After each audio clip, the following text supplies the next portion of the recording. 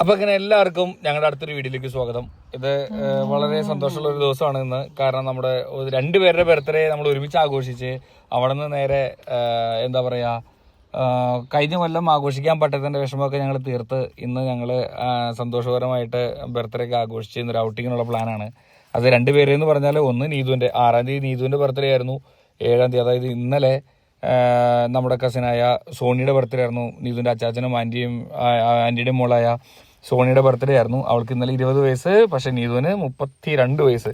അപ്പൊ അങ്ങനെ ഞങ്ങൾ കോമൺ ആയിട്ട് ഒരു ബർത്ത്ഡേ കേക്ക് കട്ടിങ്ങും കാരെല്ലാം കഴിഞ്ഞിട്ട് ഇന്നലെ റെസ്റ്റ് ചെയ്തു. ഇന്നലെ ഞങ്ങളൊരു 7 മണി 7:30 ആയപ്പോൾ ഇവിടെ എത്തിയതാണ്.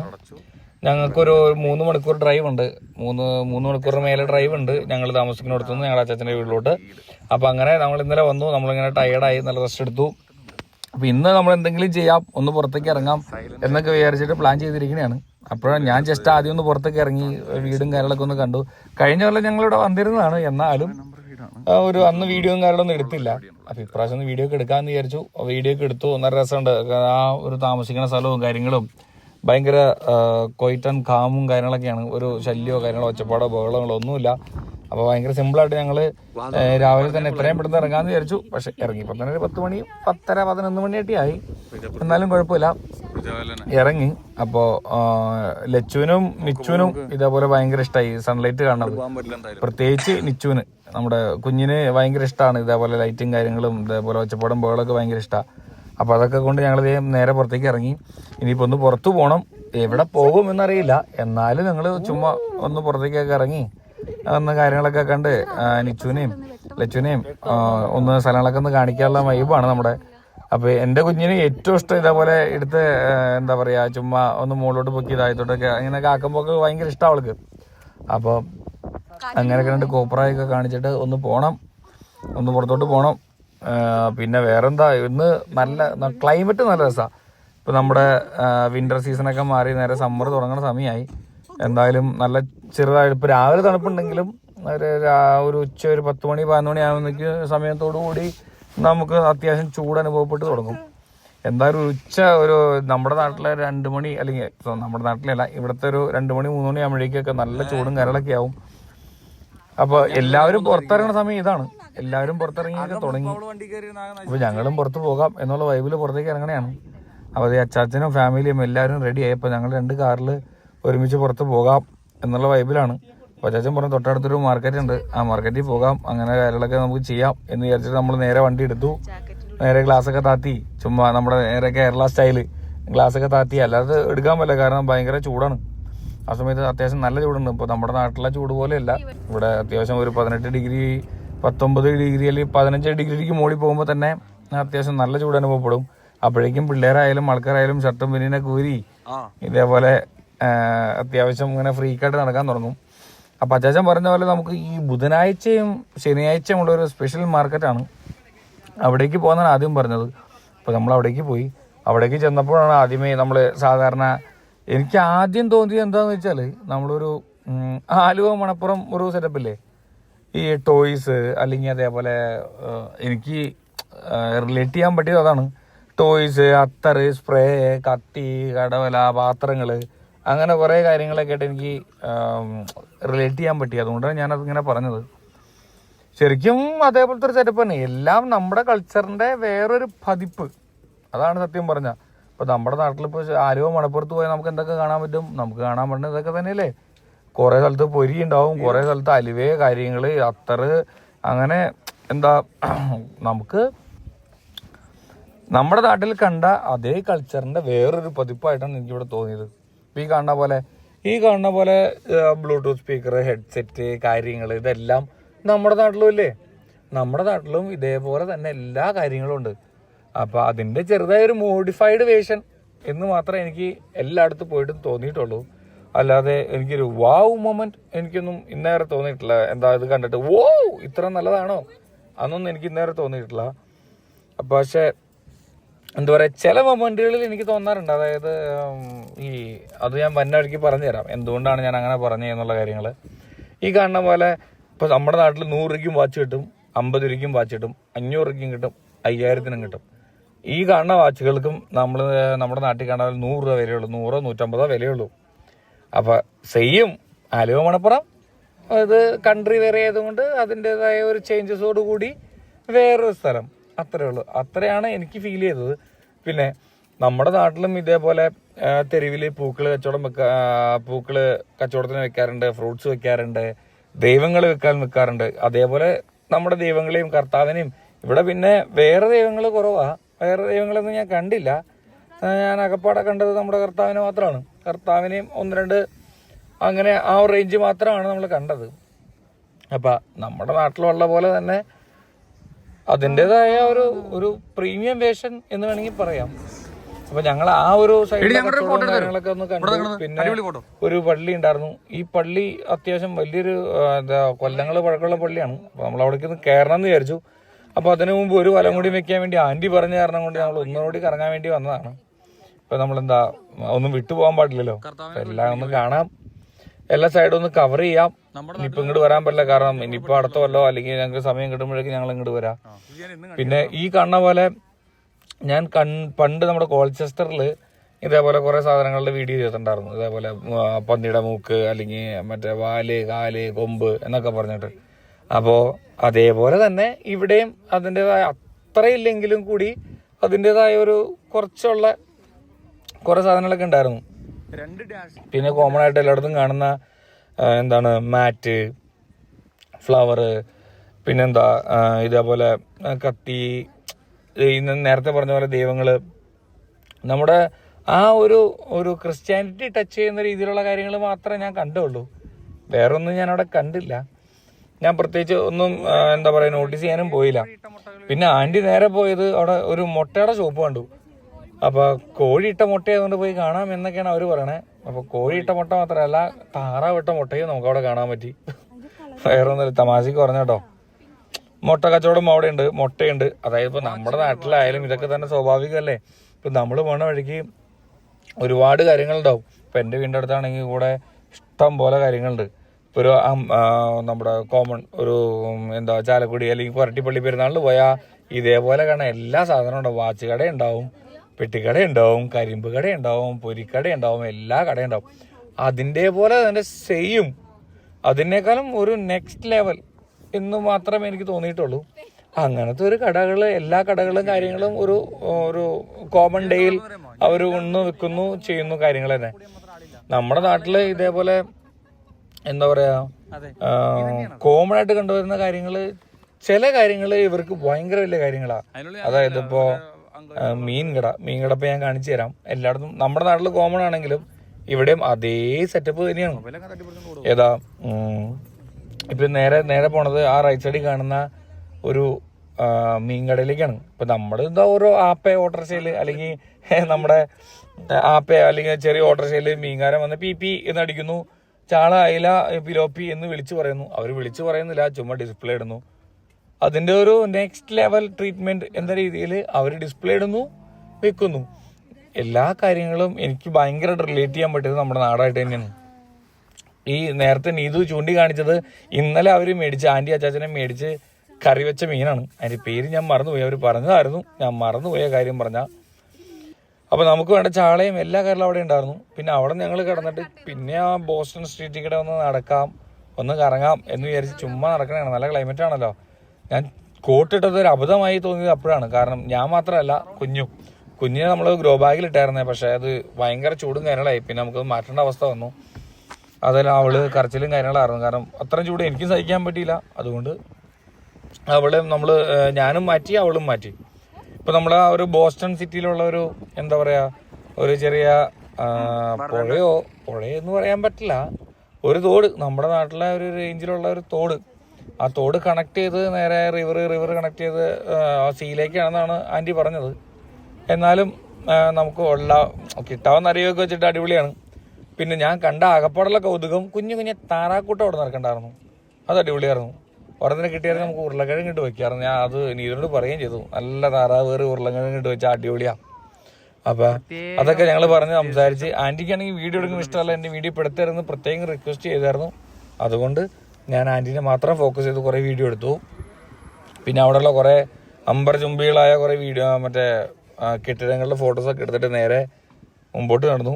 നമ്മുടെ ഗൈഡ് പോലെ അച്ചാച്ചൻ മുമ്പോട്ട് പോയി.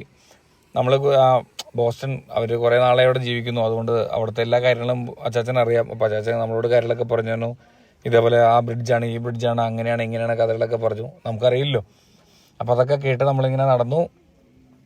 കുറച്ചു നേരം മുമ്പോട്ട് പോയിട്ട് ഇനി നമ്മൾ നേരത്തെ അപ്പുറത്ത് നിന്ന് അപ്പോൾ ഒരു പാലത്തിന് മുകളിൽ നിന്നില്ലേ, ആ പാലത്തിൻ്റെ നേരെ ഓപ്പോസിറ്റുള്ള കണ്ട പാലമാണത്. അപ്പോൾ ഇതൊക്കെ കണ്ട് ഇനിയും കുറച്ചു നേരം മുമ്പോട്ട് പോയി. ഇനിയും നമ്മൾ കുറേ ദൂരം മുമ്പോട്ട് പോകാനുണ്ട്.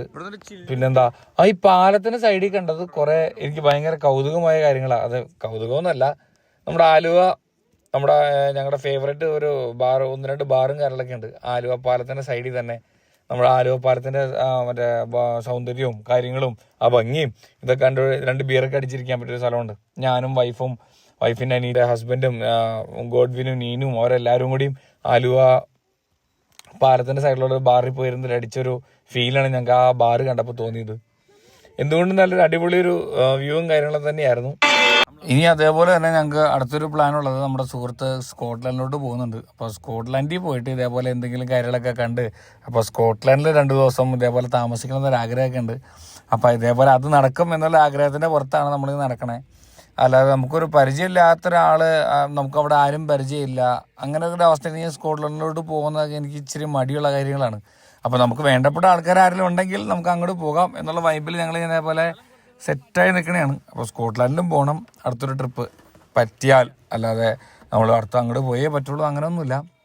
അപ്പോൾ അങ്ങനെയൊക്കെ വർത്താനൊക്കെ പറഞ്ഞ് ഞങ്ങളിങ്ങനെ ചുമ്മാ പാലമൊക്കെ ഇറങ്ങി വരുമ്പോഴാണ് റൈറ്റ് സൈഡിൽ ഇതേപോലെ ആൾക്കാർ പാട്ടൊക്കെ പാടി, എന്താ പറയുക, നല്ല അടിപൊളിയായിട്ട് ഗിത്താറൊക്കെ വായിച്ച് ചെറിയ രീതിയിൽ, എന്താ പറയുക, ഒരു ചെറിയൊരു ഫണ്ട് പിരിവ്. ഇനിയിപ്പോൾ അവർക്കാണോ ഏതെങ്കിലും ചാരിറ്റിക്കാണോ എന്നറിയില്ല, എന്തായാലും കുഴപ്പമില്ല, നല്ല പരിപാടിയായിരുന്നു. അപ്പോൾ ഇതേപോലെ 2 മിനിറ്റ് ആ ഒരു സംഗീതവും കാര്യങ്ങളൊക്കെ ഒന്ന് കണ്ട് നിന്ന് നമ്മൾ കുറച്ചേരൊക്കെ നിന്നു. കാരണം ആ നേരം കൊണ്ട് അച്ചാച്ചനും ലച്ചും അവരെല്ലാവരുടെയും കുറച്ച് ദൂരം മുമ്പോട്ട് പോയായിരുന്നു. അപ്പോൾ അവരെ വേണ്ടി വെയിറ്റ് ചെയ്യാൻ വേണ്ടി നിന്നതാണ് അവിടെ തന്നെ. അപ്പോൾ ആ സൈഡൊക്കെ നോക്കി. കാരണം ആ സൈഡ് നോക്കുമ്പോൾ എന്താണെന്ന് വെച്ചാൽ ആ പള്ളി എന്താ പറയുക, ബോസ്റ്റൺ സ്റ്റംപ്. അപ്പം അങ്ങനെയാണ് ആ പള്ളി അറിയപ്പെടുക. അത് 1800 ചില്ലറ അങ്ങനെ എന്തോ ഒരു സമയത്താണ് അതൊക്കെ പണിതേക്കണേ. അപ്പോൾ നമുക്ക് അത്രയും പഴക്കമുള്ള സാധനങ്ങളൊക്കെ ഒന്ന് കാണാമെന്ന് പറയുന്നതൊരു എന്തോ ഒരു കൗതുകമുള്ള കാര്യങ്ങളല്ലേ. ഒരവസരം കിട്ടുമ്പോൾ കാണുക, അതൊക്കെ ഒന്ന് വീഡിയോ പിടിക്കുക. അതിപ്പോൾ വീഡിയോ പിടിച്ച് എല്ലാവരും കാണിക്കാനൊന്നുമല്ല, എന്നാലും ഇപ്പം നമുക്ക് നാളെ ആയാലും ഒരു 4 കൊല്ലം കഴിയുമ്പോഴേ നമുക്ക് കാണാമല്ലോ. അപ്പോൾ അതിന് വേണ്ടി പിടിക്കുന്ന വീഡിയോ ആണ്. പിന്നെ ഈ വീഡിയോ എല്ലാം പിടിച്ചിട്ട് യൂട്യൂബിലിട്ട് എന്താ പറയുക, നമ്മളിപ്പോൾ കാശുണ്ടാക്കാൻ വേണ്ടിയൊന്നുമല്ല, ഇതൊക്കെ കാണുമ്പോൾ രസം. പിന്നെന്താ, നമ്മുടെ മൊബൈലൊന്നും ഷെയർ ചെയ്യണ്ട, യൂട്യൂബിൽ അപ്ലോഡ് ചെയ്ത് കൊടുത്തു കഴിഞ്ഞാൽ നമുക്ക് ഏത് കൊല്ലത്തും ആർക്ക് വേണ്ടില്ല എവിടെ ഇരുന്നാലും കാണാം. അപ്പോൾ അതിൻ്റെ ഒരു ഗുണം കൊണ്ടാണ് ഇതെല്ലാം ഞാൻ യൂട്യൂബിൽ അപ്ലോഡ് ചെയ്തുകൊണ്ടിരിക്കണേ. അല്ലാണ്ട് ഇപ്പോൾ 10 വീഡിയോ ഇട്ടുകൊണ്ട് നമുക്ക് കാശുണ്ടാക്കാൻ വേണ്ടിയൊന്നും അല്ല. അപ്പോൾ നമ്മൾ നേരത്തെ കണ്ട പോലെയുള്ള ആ ഒരു ബോസ്റ്റണിലെ ആ ഒരു ചർച്ച് ഉണ്ടല്ലോ, ആ ചർച്ചിലേക്കാണ് നമ്മൾ പോണത്. അപ്പോൾ ഞങ്ങൾ ആദ്യം വിചാരിച്ചതിന് ചിലപ്പോൾ വല്ല എൻട്രി ഫീസോ കാര്യങ്ങളൊക്കെ ഉണ്ടാവുന്നതാണ്. അപ്പോൾ അവിടെ തൊട്ടടുത്ത് നിന്നപ്പോഴാണ് എൻട്രൻസ് ഫ്രീ ആണെന്ന് കണ്ടത്. അപ്പം നമ്മൾ നേരെ അകത്തോട്ട് കയറാം. അവൻ 209 സ്റ്റെപ്സ് ഉണ്ട് അതിന് മുകളിലോട്ട് കയറാനായിട്ട്. നമ്മളെ കൊണ്ട് കൂട്ടിയാൽ കൂടാത്ത പരിപാടിയാണെന്ന് അത് കണ്ടപ്പോൾ എനിക്ക് മനസ്സിലായി. അത് കാരണം ഞാൻ ആ ഒരു പ്രയത്നത്തിന് മുതിർന്നില്ല. നമ്മൾ ചുമ്മാ ഒന്ന് കാണാം. ഇതിൻ്റെ ആ ഒരു കരകൗശല എന്താ പരിപാടി, മറ്റേ മലയാളത്തിൻ്റെ മറ്റേ പരിപാടിയൊന്നും നമുക്കറിയാൻ പാടില്ല. അത് കാരണം നമുക്കറിയാവുന്ന രീതിയിൽ നമ്മൾ പറയുന്നു. കാണുമ്പോൾ അത്യാവശ്യം നല്ല അടിപൊളിയാണ്. ഇതൊക്കെ എങ്ങനെ പണിതെന്ന് നമ്മൾ ആലോചിക്കും. നമ്മളെ കൊണ്ട് കൂടാത്ത പരിപാടിയാണ്. കാരണം ഈ കാലത്തുള്ള ഒരു മനുഷ്യനും ഇങ്ങനെ പണിയാൻ പറ്റുമെന്ന് എനിക്ക് തോന്നണില്ല. ഈ കണ്ട രീതി മാത്രമല്ല, എൻ്റെ അകത്തോട്ട് കയറുമ്പോൾ എന്താ പറയുക, മേൽക്കൂരയായാലും സൈഡായാലും നമ്മുടെ അൾത്താരയായാലും ഇതൊക്കെ എങ്ങനെ പണിതെന്ന് ആലോചിക്കുമ്പോൾ തന്നെ നമ്മുടെ തല കറങ്ങും. നമ്മളെ ഈ കാലത്തുള്ള ആർക്കും ഇങ്ങനെയൊന്നും പണിയാൻ പറ്റുമെന്ന് എനിക്ക് തോന്നണില്ല. കാരണം 100-200 കൊല്ലം മുമ്പൊക്കെ ആൾക്കാർ പണിത് വെച്ച കാര്യങ്ങളൊക്കെയാണ്. പക്ഷെ അതൊക്കെ കാണാൻ നല്ല രസമല്ലേ, നല്ല കൗതുകമല്ലേ. അപ്പോൾ നമ്മളിതൊക്കെ ഒന്ന് നടന്ന് കാണുക, ആ പള്ളിയിലൊക്കെ ഒന്ന് കയറുക. എന്തായാലും ആ 209 സ്റ്റെപ്പുകൾ നമുക്ക് എന്തായാലും കയറാൻ പറ്റില്ല. കാരണം അതിനകത്തോട്ട് കയറങ്ങി എൻട്രി ഫീസോ കാര്യങ്ങളൊക്കെ എന്തൊക്കെയോ ഉണ്ട്. നമ്മൾ അതിനെക്കുറിച്ച് എന്തായാലും പറ്റാത്ത കാര്യമായതുകൊണ്ട് നമ്മൾ അതിനെക്കുറിച്ച് അന്വേഷിക്കാനേ പോയില്ല. അപ്പം അതൊക്കെ കണ്ടു, ഇങ്ങനെ നടന്നു. ഇപ്പം ഈ കാണുന്ന പോലെ നമ്മുടെ പള്ളികളിലും അല്ലെങ്കിൽ നമ്മൾ കുറേ എന്താ പറയുക, എടപ്പള്ളി പള്ളിയിലായാലും അല്ലെങ്കിൽ വേറെ എവിടെയൊക്കെ പോകുമ്പോഴായാലും നമ്മുടെ പള്ളിയുടെ അകത്തൊക്കെ കുറേ ആൾക്കാർ, മരിച്ച ആൾക്കാരെ കല്ലറകളൊക്കെ കണ്ടിട്ടില്ലേ. അതേപോലെ കുറേ കല്ലറകളും കാര്യങ്ങളൊക്കെ ഉണ്ടായി. അതിനകത്ത് എഴുതി വെച്ചിരുന്നത് 1860, 1830, 1700, 1800 എന്നൊക്കെയാണ്. അപ്പം അതൊക്കെ ഒന്ന് കാണുക, അതൊക്കെ ഒന്ന് എക്സ്പ്ലോർ ചെയ്യുക എന്ന് വിചാരിച്ച് മാത്രമേ എൻ്റെ അകത്തോട്ട് കയറിയതാ. ഒരു കാര്യം പറയാൻ കൊള്ളാം, കാരണം പുറത്ത് അത്യാവശ്യം നല്ല ചൂടായിരുന്നു, പക്ഷെ ഇതിൻ്റെ അകത്ത് അത്യാവശ്യം നല്ല തണുപ്പായിരുന്നു. ടൈൽസ് ആയിക്കോട്ടെ, താഴെ കിടന്ന കല്ലുകളായിക്കോട്ടെ, എല്ലാം അത്യാവശ്യം നല്ല തണുപ്പായിരുന്നു. ഞാനിതേപോലെ കുറേ നേരം തേടി നടക്കാറുണ്ട്, എവിടെയെങ്കിലും ഇതിൻ്റെ നിർമ്മിച്ച ഇയറുണ്ടോ കാര്യങ്ങളുണ്ടോ എന്ന്. അതൊന്നും നോക്കിയിട്ട് കണ്ടില്ല. അത്യാവശ്യം അവിടെ മൂത്രമൊഴിക്കാൻ മുട്ടിയായിരുന്നു. അപ്പോൾ നമ്മളൊന്ന് അകത്തോട്ട് പോയി. പക്ഷെ അത്യാവശ്യം എന്താ പറയുക, ഞാൻ വിചാരിച്ചതിനൊക്കെ കൂടുതൽ അടിപൊളിയായിട്ടൊരു ടോയ്ലറ്റും കാര്യങ്ങളും ആ പള്ളി തന്നെ. നമ്മുടെ പള്ളിയുടെ അവസ്ഥയൊക്കെ ഒന്ന് ആലോചിക്കണം. നമ്മുടെ പള്ളിയിലൊക്കെ മൂത്രപ്പരയുണ്ടാവും, നീളത്തിലൊരു എന്താ പറയുക, കൈ കഴുകാനും മൂത്രം ഒഴിക്കാനൊക്കെ ഉണ്ട് നീളത്തിലൊരു സാമാനം. അതിനൊക്കെ വെച്ച് കമ്പയർ ചെയ്യുമ്പോൾ 100 ഭേദം. ഒരു അത്യാവശ്യം ഒരു ഹോട്ടൽ സെറ്റപ്പിൽ ഉള്ള ഒരു ബാത്റൂമൊക്കെ ആയിട്ട് എനിക്ക് ഫീൽ ചെയ്തത്. അത്യാവശ്യം നല്ല ക്ലീനായിരുന്നു, സ്മെല്ലോ കാര്യങ്ങളോ ഒന്നും ഉണ്ടായില്ല. പക്ഷെ നമ്മുടെയൊക്കെ പള്ളിപ്പറമ്പിലെ അല്ലെങ്കിൽ പള്ളി സ്കൂളിലെ അല്ലെങ്കിൽ പള്ളിയുടെ അവിടെയുള്ള ടോയ്ലറ്റിൽ പോയുള്ള അവസ്ഥ നമുക്ക് എല്ലാവർക്കും അറിയാലോ. അപ്പം അതൊക്കെ ചുമ്മാ കമ്പയർ ചെയ്ത് പറഞ്ഞത് മാത്രം, ഞാൻ ആരും കുറ്റം പറഞ്ഞതല്ല, വായിൽ വന്നപ്പോൾ പറഞ്ഞത് മാത്രമേ ഉള്ളൂ. അപ്പം ഇതൊക്കെ ഒന്ന് ചുമ്മാ കണ്ടു നടന്നു. ഇതൊന്നും നമ്മുടെ നാട്ടിൽ കാണാൻ പറ്റില്ലല്ലോ. കാണുമ്പോൾ ഒന്ന് കാണുക, പിന്നെ പറ്റുന്ന രീതിയിലൊന്ന് റെക്കോർഡ് ചെയ്യുക, 4 ആളെ കാണിക്കുക. ഇത് തന്നെയാണ് നമ്മുടെ വൈബ്. അപ്പോൾ ഇതൊക്കെ കണ്ടു, കാര്യങ്ങളൊക്കെ മുമ്പോട്ട് കിടക്കേണ്ടതുണ്ട്. 1800 ചില്ലറയായിരുന്നു, ഞാനും മറന്നുപോയി, ഞാൻ കണ്ടായിരുന്നു. പിന്നെ ഇതായിരുന്നു ആ സ്റ്റെപ്പ്, 209 സ്റ്റെപ്പ്, ഇതിൻ്റെ ടോപ്പിലോട്ട് പോകാനായിട്ട്. അപ്പോൾ അതിന് ടിക്കറ്റും കാര്യങ്ങളൊക്കെ എടുക്കണമായിരുന്നു. ടിക്കറ്റ് കാശ് മുടക്കിയാലും നമുക്ക് അത്രയും മുകളിലോട്ട് പോകാനുള്ള കപ്പാസിറ്റി ഇല്ലാത്ത കാരണം ഞാൻ പോയില്ല. പക്ഷേ ഒരു കപ്പാസിറ്റി ഉള്ള ഒരുത്തൻ മുകളിൽ കയറിയായിരുന്നു. സോറി, അങ്ങനെയല്ല, നമ്മുടെ ഒരാൾ നേരെ കയറി ഇറങ്ങിയായിരുന്നു. ആള് കഷ്ടപ്പെട്ട് കടകം തിരിഞ്ഞ് പുറത്തേക്ക് ഇറങ്ങി വന്നു. അപ്പോൾ തന്നെ എനിക്ക് മനസ്സിലായി നമ്മൾ കാശ് മുടക്കിയാൽ വെറുതെ ആവുന്നുള്ള കാര്യം. അപ്പോൾ അതുകൊണ്ട് ആ ഒരു ഇതിന് നമ്മളതിനു വേണ്ടി ഒരു പരിപാടി ചെയ്തില്ല. നമ്മൾ പുറത്തേക്ക് ഇറങ്ങാം, അത്യാവശ്യം വീഡിയോ ഒക്കെ എടുത്തു, കാര്യങ്ങളൊക്കെ എടുത്തു. അപ്പോൾ നമ്മൾ വീട്ടിലേക്ക് ഇറങ്ങാം, അല്ലെങ്കിൽ പുറത്തേക്ക് ഇറങ്ങാം എന്നുള്ള വൈബിൽ നേരെ പുറത്തേക്ക് ഇറങ്ങാനുള്ള പരിപാടിയായിരുന്നു. അപ്പോൾ ഇതിൻ്റെ എന്താ പറയുക, നമ്മൾ പഴയ എന്താ പറയുക 200 കൊല്ലം 100 കൊല്ലം 200 300 കൊല്ലമൊക്കെ പഴക്കമുള്ളൊരു പെട്ടിയൊക്കെ കാണാമെന്ന് പറഞ്ഞാൽ രസമല്ലേ. ഞാനതൊക്കെ ഒന്ന് കണ്ടു, ഒന്ന് വീഡിയോ ഒക്കെ എടുത്തു. തുറക്കാൻ നോക്കി, നടന്നില്ല, ചെറുതായിട്ടൊന്ന് മൂഞ്ചി. അപ്പോൾ നേരെ ഇങ്ങോട്ട് വന്നു. പിന്നെ അതിൻ്റെ ഒരു എന്താ പറയുക, ഒരു മോഡലൊക്കെ ഉണ്ടാക്കി വെച്ചിട്ടുണ്ടായിരുന്നു, അതൊക്കെ വേണമെങ്കിൽ കാണാമായിരുന്നു. അതൊന്നും ശ്രമിച്ചില്ല, കാരണം ശ്രമിച്ചാൽ പരാജയപ്പെടും എന്ന് എനിക്ക് നല്ല ഉറപ്പുള്ളതുകൊണ്ട് ഞങ്ങൾ എല്ലാവരും വിളിച്ച് നേരെ പുറത്തേക്ക് ഇറങ്ങി. അതാണ് നമുക്ക് ഏറ്റവും പറ്റിയ പണി. അതുകൊണ്ട് നേരെ പുറത്തേക്ക് ഇറങ്ങുക. ഇനി നമുക്ക് അധികം സ്ഥലങ്ങളൊന്നുമില്ല കവർ ചെയ്യാനായിട്ട്. നമ്മൾ നേരെ എന്താ പറയുക, ഒരു ഔട്ട്ലെറ്റ് ഉണ്ട്, അതായത് ഇപ്പോൾ ഒരു ഷോപ്പിംഗ് മോള്, അല്ലെങ്കിൽ ഷോപ്പിംഗ് മോളല്ല, നമുക്കൊരു ഷോപ്പിംഗ് വില്ലേജ്. ഞാൻ കഴിഞ്ഞ വീഡിയോയിൽ പറഞ്ഞ പോലെ ഒരു ഷോപ്പിംഗ് വില്ലേജിലേക്കാണ് നമ്മൾ അടുത്തൊരു പ്ലാൻ ചെയ്തേക്കണേ. അവിടെ പോവാ. അതായത് ഇപ്പോൾ നമ്മൾ കഴിഞ്ഞ പ്രാവശ്യം ഈ വീഡിയോയിൽ പറഞ്ഞ പോലെ എല്ലാ ബ്രാൻഡുകളുടെയും എല്ലാ എന്താ പറയുക, അങ്ങനെ എല്ലാ ഷോപ്പുകളുടെയും എല്ലാത്തിൻ്റെയും കൂടി ചേർന്നൊരു സ്ഥലം. അപ്പോൾ അവിടേക്ക് പോകാനുള്ളൊരു പരിപാടി പ്ലാൻ ചെയ്തിട്ടാണ് നമ്മൾ നിൽക്കണേ. ഇനിയിപ്പോൾ അങ്ങോട്ട് പോകണം. ഇനിയിപ്പോൾ അവിടെ പോയി ഒരു മണിക്കൂറിനുള്ളിലെല്ലാം തീർത്തിട്ട് നമ്മൾ വീട്ടിൽ പോകണം എന്നുള്ള പരിപാടിയാണ്. അപ്പോൾ ഈ പള്ളിയിൽ ഇതേപോലെ എപ്പോഴും പരിപാടികൾ നടക്കാറില്ല എന്നാണ് ചോദിച്ചപ്പോൾ പറഞ്ഞത്. അപ്പോൾ ഇതേപോലെ ചുമ്മാ ആ പള്ളിയുടെ ചുറ്റുമൊക്കെ നടന്ന് പഴയ ഒരു 1800-ലും 1900 1800-ലൊക്കെ നടന്ന കാര്യങ്ങളും അല്ലെങ്കിൽ അവർ ചെയ്ത അവരുടേതായ കഴിവും കാര്യങ്ങളൊക്കെ ഒന്ന് ചുമ്മാ കണ്ട് മുമ്പോട്ട് നടക്കണം. സത്യം പറഞ്ഞാൽ ആ കണ്ട ടൗണിൻ്റെ സെൻറ്ററിൽ ഒരാൾ നിൽക്കുന്നുണ്ടായിരുന്നു. ആളുടെ പേരെന്താണെന്നോ ആളാരാണെന്നോ അതിൻ്റെ ഹിസ്റ്ററി എന്താണെന്നോ അതൊന്നും ഞാൻ അന്വേഷിക്കാൻ പോയില്ല, ചോദിച്ചതുമില്ല. കണ്ടു, വീഡിയോ എടുത്തു, ഇങ്ങോട്ട് പോന്നു. ഇതായിരുന്നു സത്യത്തിൽ സംഭവിച്ചത്. ഇപ്പോൾ നമ്മൾ ഈ എല്ലാവരും വീഡിയോ കാണുന്ന പോലെ അല്ലെങ്കിൽ യൂട്യൂബിൽ കാണുന്ന പോലെ അത്ര കനമുള്ള ഭാഷയൊന്നും പറയാൻ നമ്മളെ കൊണ്ട് പറ്റുന്ന കൂടുന്ന കാര്യമല്ല. അപ്പോൾ അത് കാരണം കൊണ്ട് ചുമ്മാ വായ തോന്നുന്ന പോലെ കണ്ട കാര്യങ്ങൾ പറയുന്നു, നമ്മൾ മുമ്പോട്ട് പോകുന്നു. അപ്പോൾ ഇനി ഇതേപോലെ മുമ്പോട്ട് പോയി ഇപ്പോൾ ഇടുങ്ങിയ ചെറിയ വഴിയൊക്കെ നമ്മൾ മുമ്പോട്ട് പോകണം. നമ്മുടെ കാറാണ് നമ്മുടെ ലക്ഷ്യം. 2 കാറുണ്ട്. അപ്പോൾ കാറിൽ കയറുക, നമ്മുടെ തൊട്ടടുത്തുള്ള